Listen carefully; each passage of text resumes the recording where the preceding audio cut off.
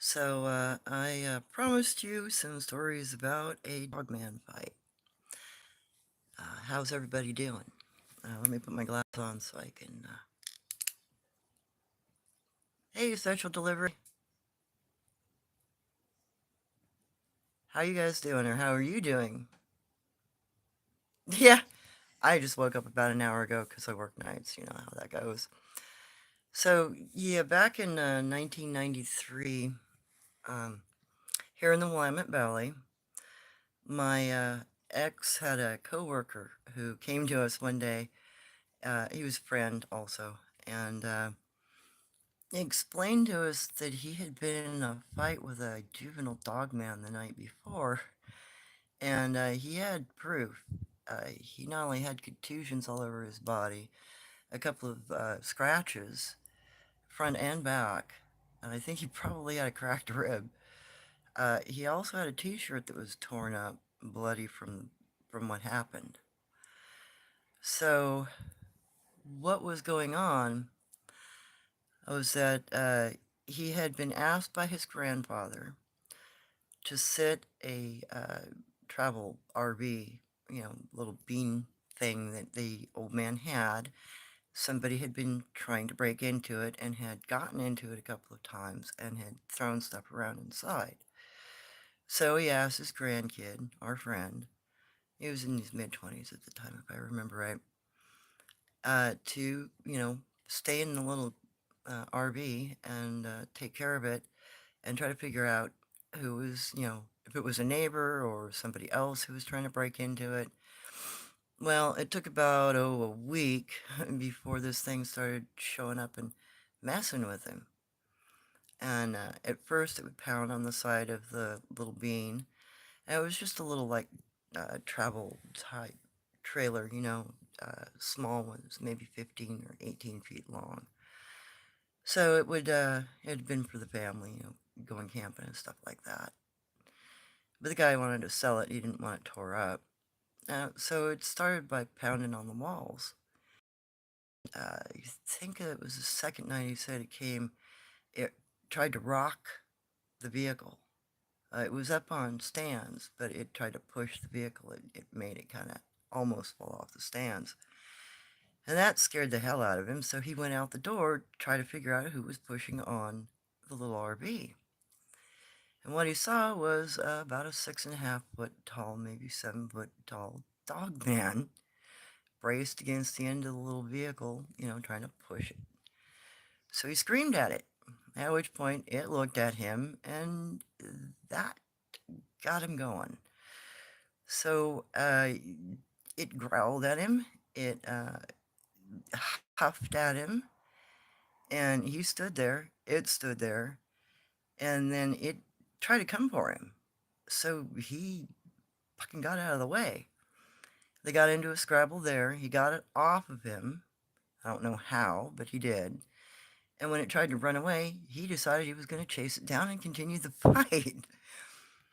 So he chased that thing from their property, which is about 20 miles or 30 miles west of my location here in Eugene.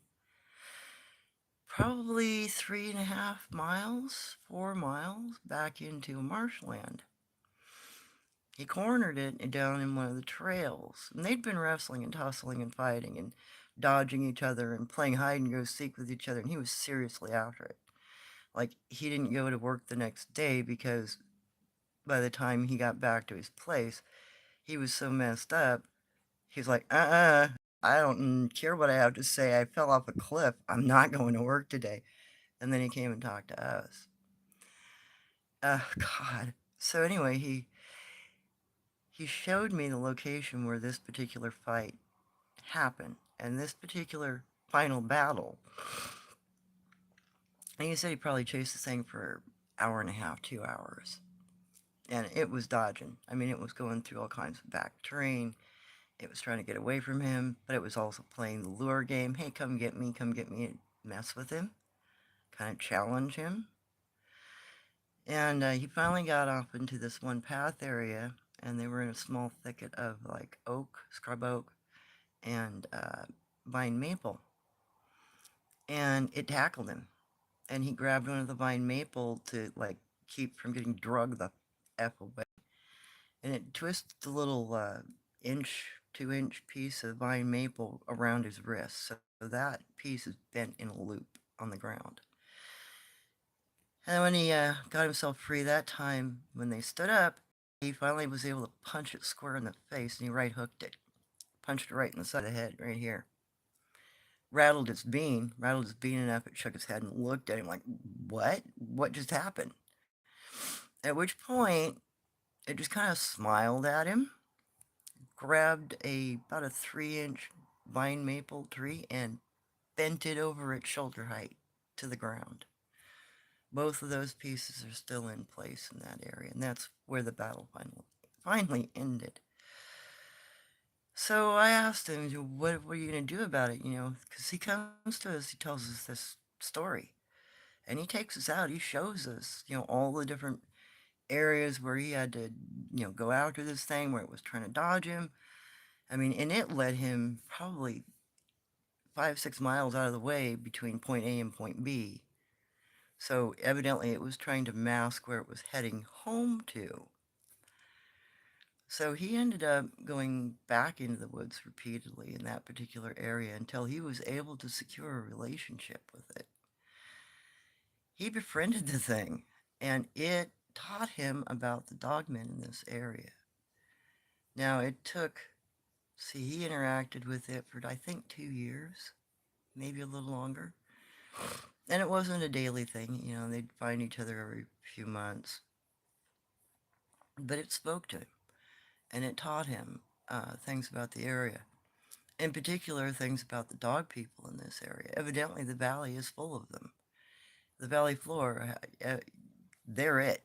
I mean, there are a few other little long rivers and lakes. You'll find other things like Skookum and Guanch and Oma.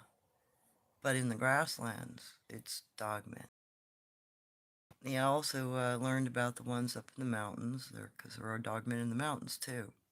So dogmen in the grassland area have like lime green. Their eyeshine at night is lime green, and it's pretty distinguishable. It's not a real bright green. And the ones in the mountains here have like electric blue eye. It's really pretty.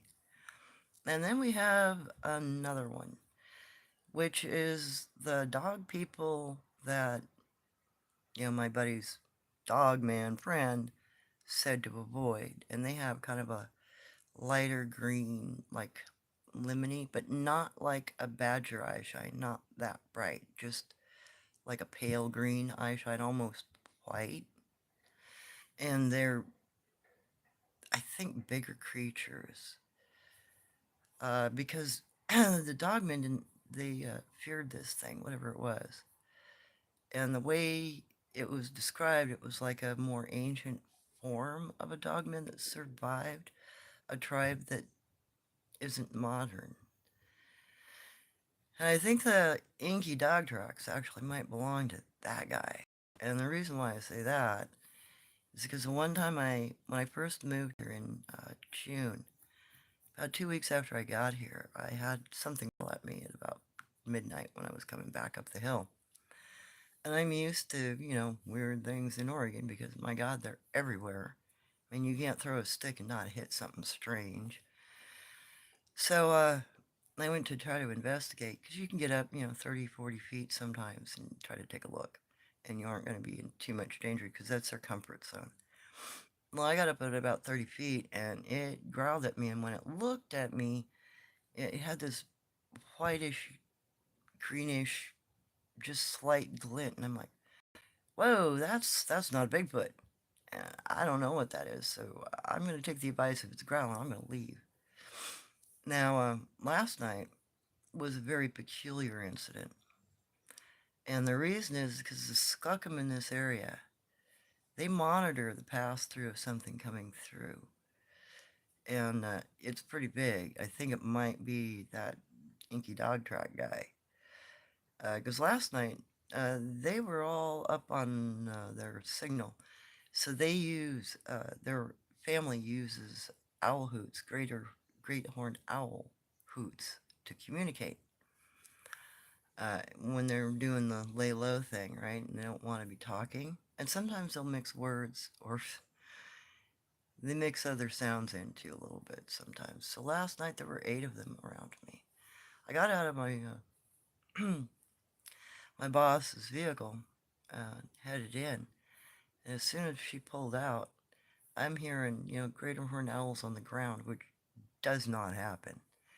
I stepped outside, let my dog out in the back, and I've got great horned owls in the yard next door, up on the hillside behind me, to the west of me, to the east of me, a few feet up a tree right off the property line, which is just 100 feet away. Not normal. And then I get this power knock. You know, I'm out there with my dog, maybe half a cigarette, and power knock, and then they go ballistic again. They're howling and hooting and hooting and hooting and hooting. And I don't hear much go through.